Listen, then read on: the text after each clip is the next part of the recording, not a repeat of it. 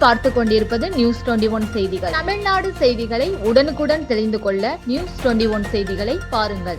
தேனி மாவட்டம் உத்தமபாளையம் அருகே கோம்பை பேரூராட்சி அரண்மனை தெருவில் பேரூர் செயலாளரும் பேரூராட்சி மன்ற துணைத் தலைவருமான முருகன் தலைமையில் பேரூராட்சி மகளிர் அணி செயலாளர் சுகன்யா முன்னிலையில் ஓரணியில் தமிழ்நாடு உறுதிமொழி ஏற்கும் நிகழ்வு நடைபெற்றது. தமிழ்நாட்டின் நாடாளுமன்ற உறுப்பினர்களின் விகிதாச்சாரத்தை குறைக்கும் நியாயமற்ற தொகுதி மறுவரையறைக்கு எதிராக போராட வாக்காளர் பட்டியல் மோசடி மூலம் தமிழ்நாட்டு மக்களின் வாக்குரிமையை பறிக்கும் நீட் மற்றும் இளைஞர்களை முடக்கும் எந்த ஒரு திட்டத்தையும் எதிர்த்து நிற்பேன். நம் மாணவர்களுக்கு உரிய கல்வி நிதிக்காக போராடுவேன். தமிழ்மொழி பண்பாடு மற்றும் பெருமைக்கு நன்மதிப்பிற்கு எதிரான எந்த ஒரு பாகுபாட்டையும் எதிர்த்து போராடுவேன்.